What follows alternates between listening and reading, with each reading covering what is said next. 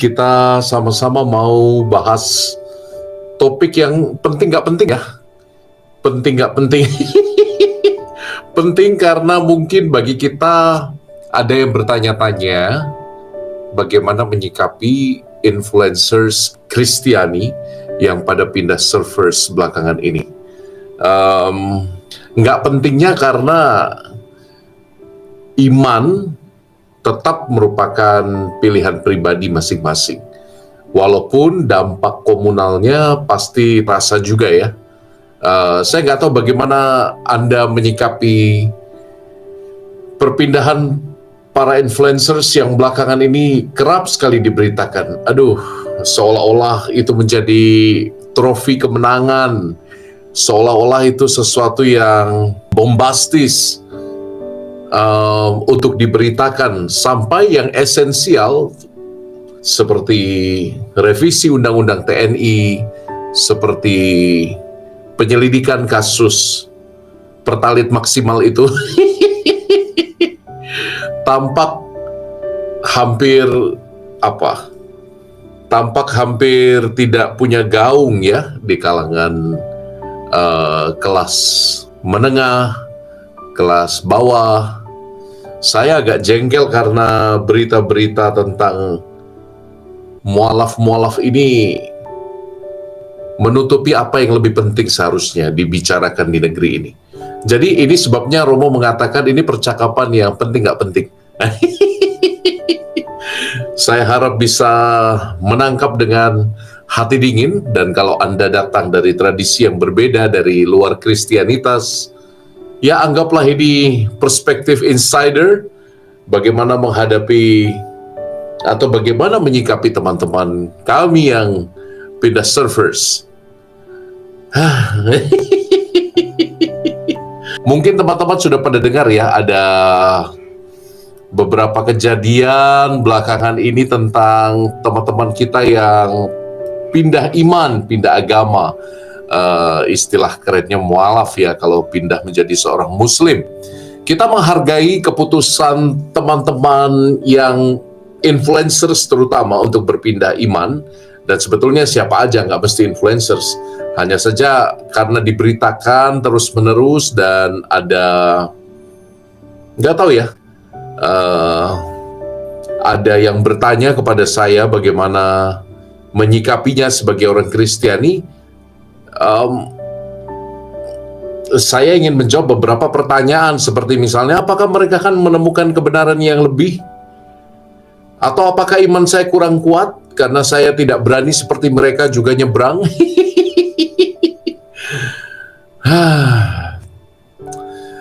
Hal pertama yang mau Romo sampaikan kepada Anda adalah kita hidup di zaman serba sensasional.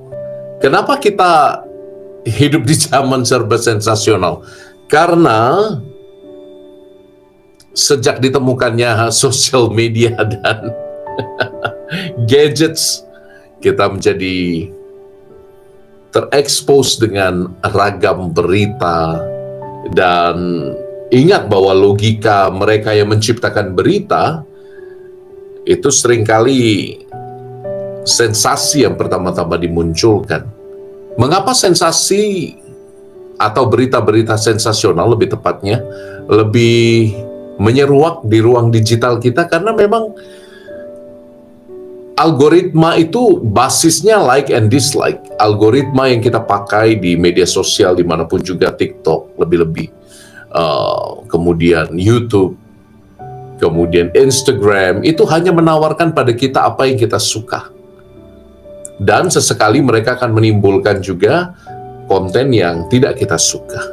Algoritma dengan cerdas membaca kebutuhan kita. Dan kebutuhan kita di zaman serba digital ini adalah, sekali lagi, konten-konten sensasional. Jadi tidak heran bahwa bombardir berita-berita tentang mualaf-mualaf, para influencers yang mualaf ini membanjiri lini masa Anda mungkin ya.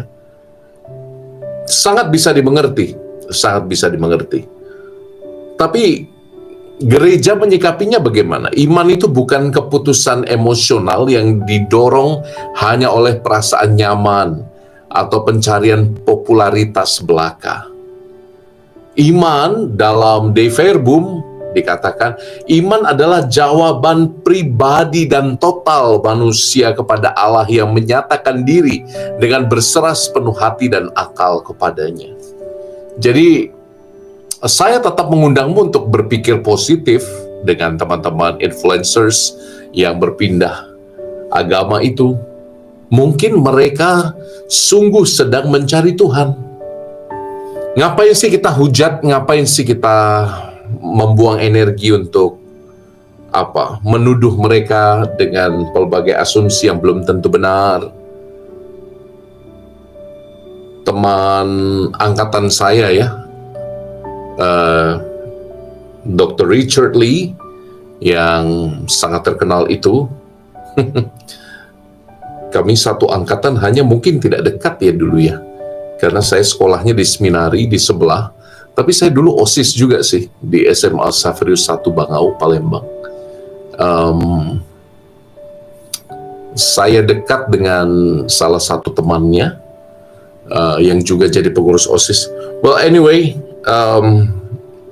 ketika saya terkaget-kaget mendengar berita teman saya, Dr. Richard Lee, pindah menjadi seorang Muslim, tentu ada perasaan ya sedikit sedikit sedih, karena dia dikenal sebagai orang Katolik yang baik. Baik dalam arti dia percaya pada Yesus. Tentu dia kontroversial, tentu dia punya banyak kelemahan, seperti Romo juga dan Anda juga punya banyak kelemahan. Tetapi bahwa dalam beberapa kesempatan dia terlibat dalam hidup menggereja, terlibat di dalam hidup doa. Apalagi saya pernah tinggal satu paroki dengan rumahnya di Palembang. Jadi ada sedikit rasa sedih yang menyeruak. Tapi kesedihan itu datang karena apa ya? Karena saya imam, karena saya Romo. Saya merasa seperti kehilangan domba yang Tuhan titipkan pada saya. Dan mungkin daripada kita mencari-cari kesalahan Dr. Richard Lee dan memberi asumsi, saya kan lihat tuh serangan-serangan yang begitu tajam ya. Ada yang mengatakan demi menyelamatkan diri dari kasus-kasus, demi macam-macam. Saya yakin itu bukan alasan yang pasti benar. Belum tentu benar asumsi-asumsi kita seperti itu. Hargailah keputusan orang lain. Hargailah pencariannya. Pun kalau ternyata dia meninggalkan Kristus, kita tetap bisa berharap bahwa pengalaman dia dikasihi, dan para influencers yang lain dan siapapun juga sebetulnya, pengalaman dia dikasihi dalam tubuh gereja yang satu, kudus, katolik, dan apostolik, bisa membantu dia menavigasi imannya dengan matang, bisa menavigasi hidupnya di tengah pembelajaran akan imannya yang baru. Saya harap demikian. Jadi mari berpikir positif, jangan berpikir buruk, jangan melukai lagi. Tidak perlu berusaha mencari siapa yang salah dan keliru. Jadi itu sih pesan saya. Dari perspektif kita sebagai orang Katolik, orang Kristiani, secara lebih umum, pencarian seseorang, terutama pencarian imannya, adalah kebebasan masing-masing pribadi. Dan kita hargai kebebasan mereka yang memilih jalan yang berbeda dari kita. Namun, itu tidak menghalangi kita untuk mengatakan kepada saudari-saudara influencers atau siapapun yang mualaf. Penghargaan itu tidak menghalangi kita untuk mengatakan, kami menunggumu di rumah.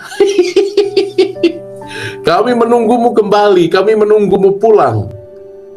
Kami menunggumu untuk kembali merasakan pengenalan akan salib Kristus. Kami menunggumu untuk kembali makan roti Ekaristi yang sama. Kami menunggumu pulang. Jadi sembari kita menghargai keputusannya, kita tetap boleh mendoakan dan berharap. Pindah agama itu bukan soal kebenaran pertama-tama. Kadang-kadang seseorang berpindah iman ke server sebelah itu karena merasa lebih damai, merasa lebih didukung, merasa menemukan komunitas yang lebih suportif. Tapi ini yang mau Romo katakan, ketenangan batin, damai sejahtera memang adalah buah Roh Kudus. Tetapi itu bukan satu-satunya ukuran.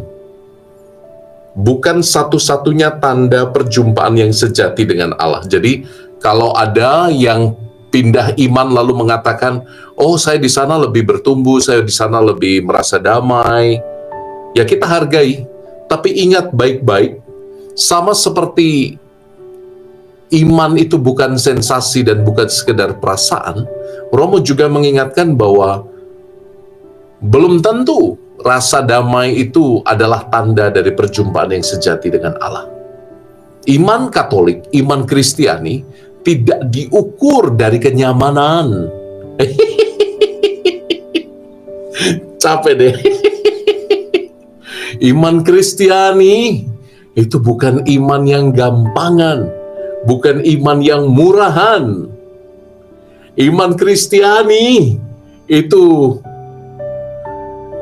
ukurannya bukan kenyamanan, bukan perasaan damai. Ukurannya bukan itu. Ukurannya adalah perjuangan terus-menerus dengan cinta pada manusia tersalib. Itu ukurannya, perjuangan terus-menerus untuk mencintai manusia tersalib. Jadi, saya bisa mengerti kalau pindah agama lalu merasa damai, nyaman, merasa seperti ada yang ditemukan gitu ya. Ya kita hargai aja. Kan perasaan orang, hak-hak dia dong merasakan itu. Tapi sekali lagi saya mau katakan, iman Kristiani barometernya bukan perasaan damai saja loh. Walaupun Santo Paulus mengatakan itu adalah tanda dari kehadiran Roh Kudus. Tapi itu bukan satu-satunya. Karena apa? Dalam hati yang bergumul sekalipun, bisa jadi seseorang dengan setia memanggul salibnya, dan dalam keringat, dalam air mata, dalam rasa kering, saat doa tidak terasa apa-apa, justru itu tanda komitmennya, justru itu tanda perjumpaan dengan Allah yang hadir dalam manusia tersalib. Itu ya, jadi kalau kamu cari nyaman, kalau kamu cari, kayaknya nyaman deh masuk gereja Katolik, kamu keliru. Kayaknya nyaman deh masuk Kristen, kamu keliru. Semakin masuk dalam iman Kristiani, semakin kita akan berjumpa dengan misteri Allah yang mencintai kita dalam jalan penderitaan.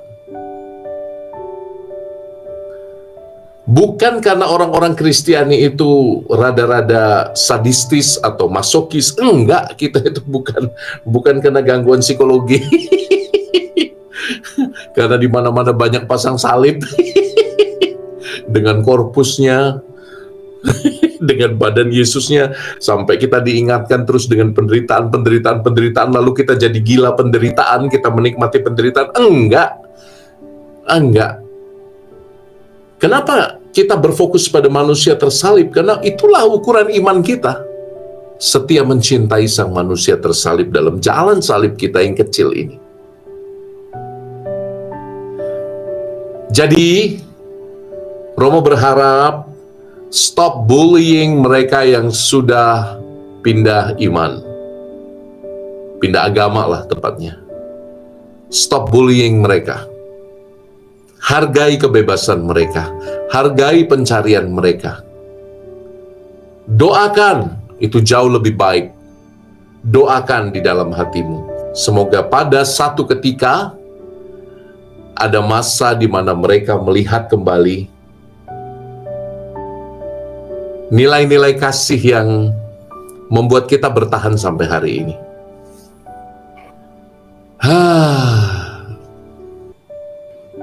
Salib itu jalan cinta yang gak populer, makanya dikatakan toh oleh Santo Paulus, kami memberitakan Kristus yang disalibkan, untuk orang Yahudi batu sandungan, dan untuk orang bukan Yahudi suatu kebodohan. Dari surat pertama Rasul Paulus kepada jemaat di Korintus bab 1 ayat 23. Salib itu kebodohan karena apa? Allah begitu mencintai kita sampai terlihat bodoh. Yohanes 15:13, tidak ada kasih yang lebih besar daripada seorang yang memberi nyawa bagi sahabat-sahabatnya. Kasih yang sedemikian besar dalam salib itu asing bagi dunia, asing bagi orang-orang yang tidak mengenal secara utuh iman Kristiani, asing.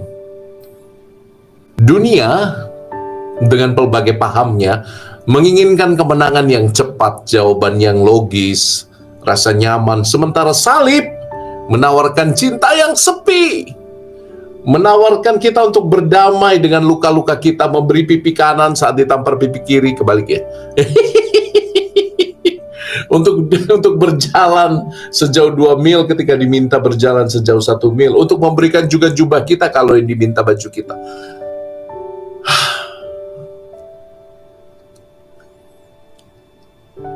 Salib itu bukan untuk dimengerti sepenuhnya. Salib sebagaimana cinta harusnya diresapi seutuhnya dengan hati baru sampai kepada akal. Maka ada banyak hal dalam iman Kristiani yang tidak bisa diserap oleh logika. Ada banyak hal yang kita namakan misteri iman. Dan itulah indahnya iman Kristiani. Tidak semua hal harus dapat kita serap dengan otak kita yang beratnya 2 atau 3 kilogram ini. Tidak bisa, tidak mampu kita menyerapnya. Jangan-jangan kalau kita sudah mengerti semuanya, kalau kita sudah mengerti sebab akibat urutan logisnya, jangan-jangan Allah kehilangan pesonanya karena misterinya tidak lagi dapat menarik hati kita. Jangan-jangan kita sendiri yang bermain inferensi logis, karena A maka B, dan karena A adalah sebab dari B, dan B adalah sebab dari C, maka A adalah sebab dari C. Inferensi logis semacam itu penting di dalam beriman, karena iman tanpa akal budi adalah buta, tapi ingat, akal budi tanpa iman adalah sombong. Jangan-jangan kita yang beriman dengan berpayah-payah menemukan pembenaran-pembenaran dari dalil-dalil iman kita, kita berusaha untuk menjadikan iman kita masuk akal seluruhnya, yang terjadi pada banyak debat teman-teman sebelah itu. Siapa sih namanya? Om Dondi ya? Aduh. Mengambil sepotong ayat kitab suci kita, menyambungkannya dengan begitu saja tanpa kritik teks, tanpa kritik historis, tanpa 4 langkah penafsiran, tanpa secara literal diambil sepotong, seolah-olah dibuat kitab suci kita tidak logis, tidak masuk akal. Ya namanya juga bukan kitab sains, namanya kitab suci. Kesuciannya terletak bukan pada benar atau tidak historinya. Kesuciannya tidak terletak pada nyambung atau enggak urutan berpikirnya. Kesuciannya terletak pada apa? Pada misteri. Pada cinta yang kadang-kadang nggak bisa dimengerti. Dan Tertullianus, sejarawan gereja yang terkenal itu, dalam De Carne Christi itu ya dia tulisannya mungkin tidak tepatnya begini, karena ini juga salah satu tanggapan yang disimplifikasi dalam tulisannya. Dalam De Carne Christi, dia punya ada gium ya yang dipercaya oleh banyak orang, itu credo quia absurdum. Aku percaya karena tampaknya absurd. Absurd bahwa Allah pencipta masuk dalam tata ciptaan menjadi manusia dalam diri Yesus. Absurd, tidak bisa dibayangkan. Dia yang datang dari bintang-bintang turun menjadi manusia sama seperti kita, mengambil rupa seorang hamba, kata Santo Paulus. Nggak bisa dimengerti, bukan hanya sebagai hamba, dalam keadaannya sebagai hamba dia rendahkan diri dengan mati di kayu salib, gitu kan. Anda pasti ingat ya, ini madah kenosis yang sangat terkenal dari Filipi bab 2. Indah sekali. Apa yang tampaknya absurd bagi akal budi manusia justru mengandung kebenaran-kebenaran yang tidak dapat kita mengerti seluruhnya. Dan disinilah kadang-kadang kita tergoda untuk mengecilkan Allah dalam otak kita yang hanya 2-3 kilogram ini. Coba lihat deh debat-debat dengan server sebelah, yang begitu kasar, yang begitu pendekatannya itu sangat letterless, sangat tekstual, seolah-olah kitab suci hanya kumpulan kalimat, kumpulan data. Enggak, kitab suci itu terjadi bersama waktu. Bisa jadi data historisnya keliru, tapi coba engkau lihat apa yang Tuhan maksudkan di sana. Maka sebagaimana salib dan cinta adalah dua hal yang tidak bisa dimengerti sepenuhnya dengan akal budi, mari kita berangkat dari titik absurd supaya kita bisa melihat iman kita secara lebih utuh. Karena kalau semua dimengerti, maka hilanglah pesona Allah. Kita percaya pada Kristus yang disalibkan bukan karena itu fakta yang mudah diterima, tapi itulah cinta yang sejati. Cinta sejati yang kadang-kadang sulit untuk dimengerti. Maka kenapa Romo bicara tentang salib terus ketika menanggapi rekan-rekan influencers Kristiani yang mualaf itu? Kenapa Romo bilang itu? Karena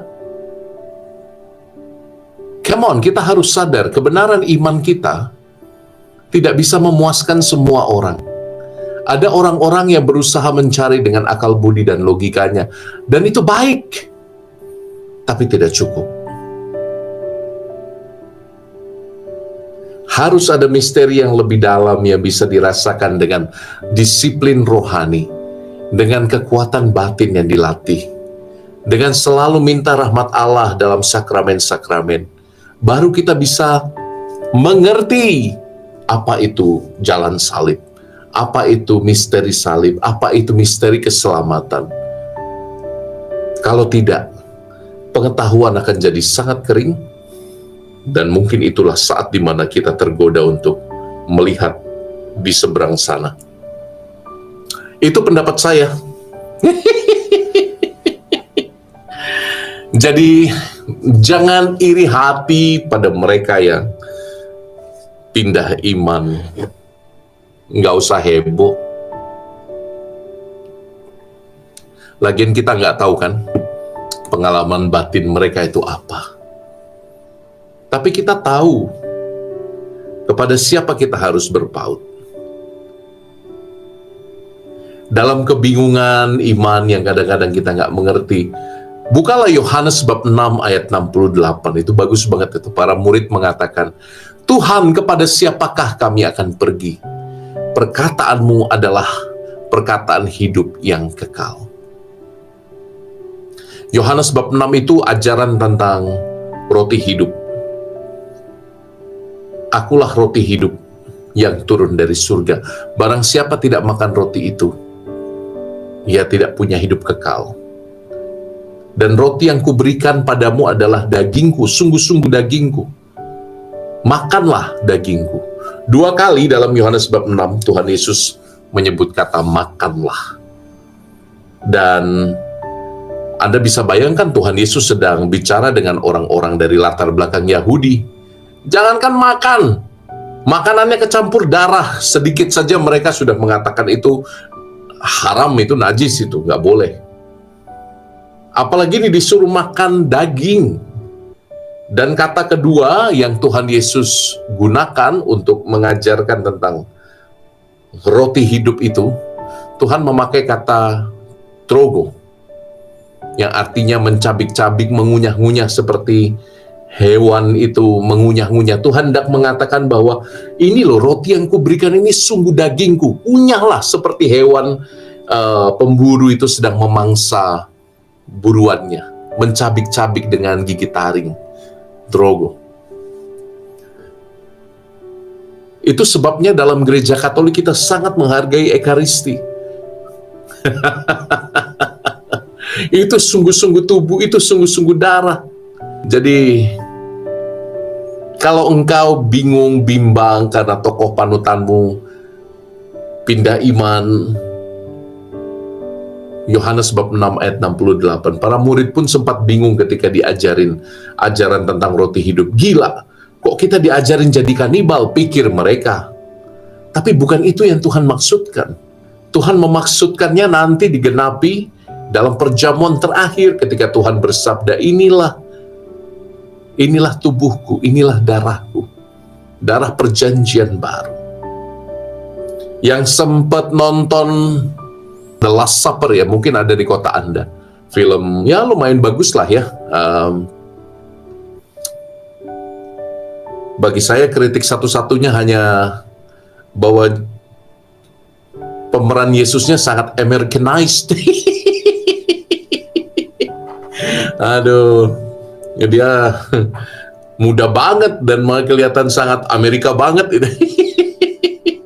Tapi bagaimana cara mereka menggambarkan kisah seputar perjamuan terakhir itu cukup baik di dalam film The Last Supper. Cukup baik. Coba lihat hints-nya. Bagaimana Yesus mengajarkan dan para murid bingung, tapi mereka mengerti pada akhirnya karena apa? Karena ajaran Yesus tidak pertama-tama para murid mengerti dulu lalu percaya. No. Itu para ilmuwan seperti itu. Tapi kita murid Yesus, kita berusaha mengerti sekuatnya, tapi ada ruang di mana pikiran menjadi terlalu kecil untuk pemahaman-pemahaman yang misterius seputar iman. Nanti setelah mereka mengalami Yesus yang bangkit, mereka baru mengerti seluruhnya, seluruh isi kitab suci. Jadi, kalau engkau sedang galau, engkau bimbang, karena orang yang kau kagumi pindah agama ke sebelah, Yohanes 6:68. Tuhan, kepada siapakah kami akan pergi? Perkataanmu adalah perkataan hidup yang kekal. Yang kedua, Romo minta engkau doakan dan jangan bullying, jangan menghakimi. Biarlah Tuhan yang menilai hati teman-teman itu. Kita hanya bisa mendoakan agar mereka tetap dalam pencarian yang jujur dan akhirnya berjumpa dengan kasih Kristus yang sejati.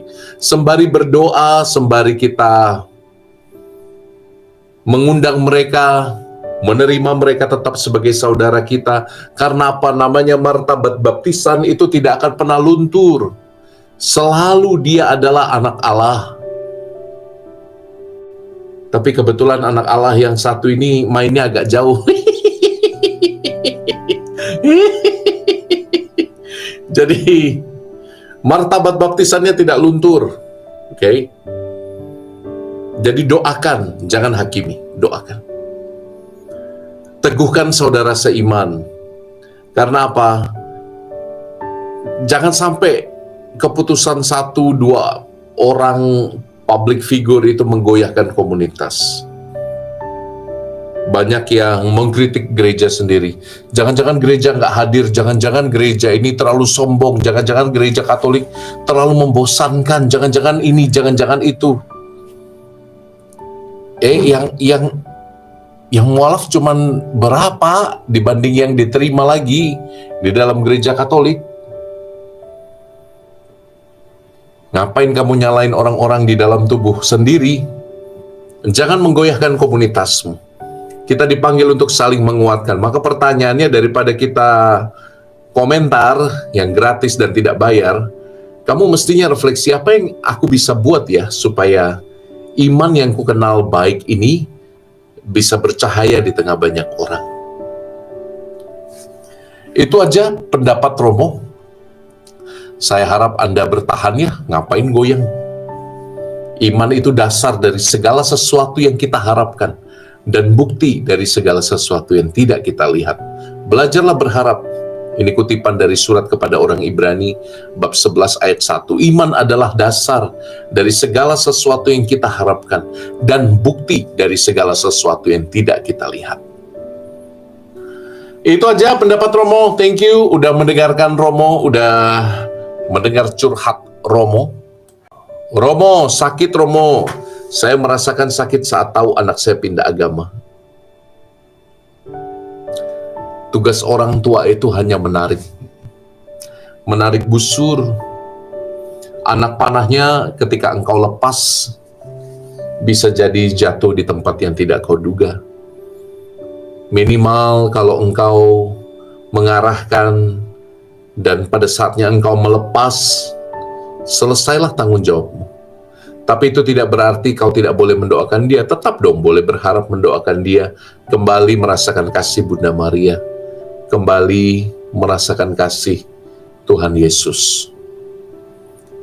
Dan ketahuilah ini saudara-saudaraku, Deddy Corbusier, Felix Xiao, Richard Lee, apalagi lulusan Bangau, kita sama-sama lulusan Bangau, ampun. Saya tetap menghargai kalian kok. Saya tetap mengasihi teman-teman yang berpindah iman. Karena itu dasar dari ajaran kita. Allah adalah kasih. Dan saya menghargai keputusan Anda untuk berpindah iman. Tapi mari jangan lupakan kasihmu. Kasih yang pernah engkau kenal di dalam Yesus. Kasih yang pernah membesarkanmu dalam tubuh gereja. Tentu gereja jauh dari sempurna, gereja banyak orang-orang toksik juga di dalamnya. Tapi kuharap kau pergi bukan karena terluka. Kuharap engkau bertualang ke sebelah bukan karena engkau disakiti. Kuharap itu, at least. Tapi sungguh merupakan pencarian dirimu. Dan who am I to judge, right? Saya hanya berharap jangan tutup hatimu pada Yesus. Jangan tutup hatimu pada cinta Yesus dan Ibu Maria. Doakan saya juga. Kalau engkau sholat, doakan saya supaya saya setia sebagai imam. Gitu ya. Semakin saya baca buku keren ini, semakin saya diberkati banget. Coba nanti teman-teman yang sempat beli ini dong. We Who Wrestle with God by Jordan B. Peterson. Kebaca nggak? Tuh. Jadi coba deh baca buku ini. Menarik sekali. Di dalamnya ada sejarah, di dalamnya digambarkan bagaimana manusia berusaha untuk bergulat dengan dirinya, dengan egonya, untuk mengakui dan sampai pada Allah. Keren banget buku ini. Itu aja dari Romo.